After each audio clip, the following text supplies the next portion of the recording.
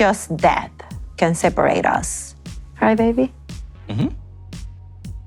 We're back for another season of 90 Day Fiancé Happily Ever After, and while it feels like just last week we were watching some of these couples be miserable together on 90 Day Fiancé, because it was just last week, it has been a while since we've seen some of these returning couples, and they seem fine. This is our last chance. So let's get into this brand new season of Happily Ever After, starting with the premiere. I'm Anna Rumor, and this is PopCulture Social Call. I know Gino and Jasmine are polarizing, but I never get tired of watching them, and honestly, seeing Jasmine going camping on their honeymoon was a highlight of the whole episode for me. What do you think? I think that we should pack and go home. Also, these two have finally come to an agreement about having another kid, or at least trying for one. Let's make the baby right now. It's kind of risky, don't you think? I like risky. Really trying. Did you bring the blue pills? I actually did. Okay, good. You should take 3.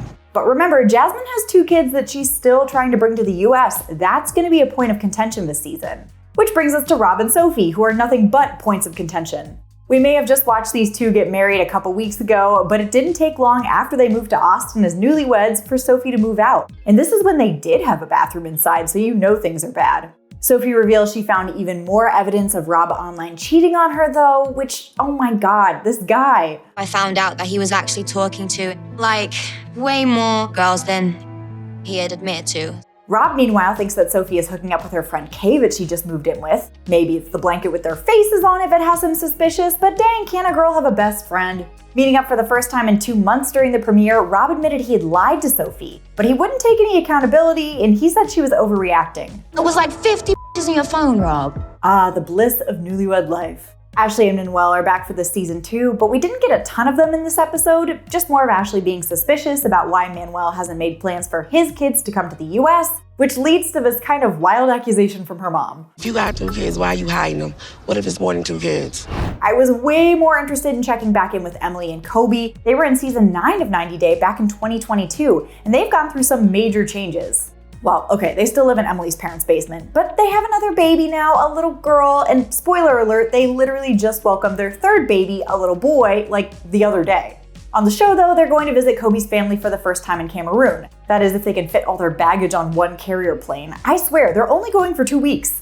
Everyone's a little nervous about this trip though, so we'll see how it all goes when the cultures clash. For the good of our family. Just go easy, chill. Mahmud and Nicole are our other returning couple of the season premiere. We first met them on The Other Way season 4 when Nicole was absolutely miserable trying to conform to her husband's conservative beliefs in Egypt, but now we're flipping the script because Mahmoud is coming to Los Angeles to be most likely miserable in the US. We have to make this work. It's our last shot. Also, the story's gonna be a little bleak because news broke a couple weeks ago that Mahmoud was arrested and charged with misdemeanor domestic violence against Nicole, so yikes there.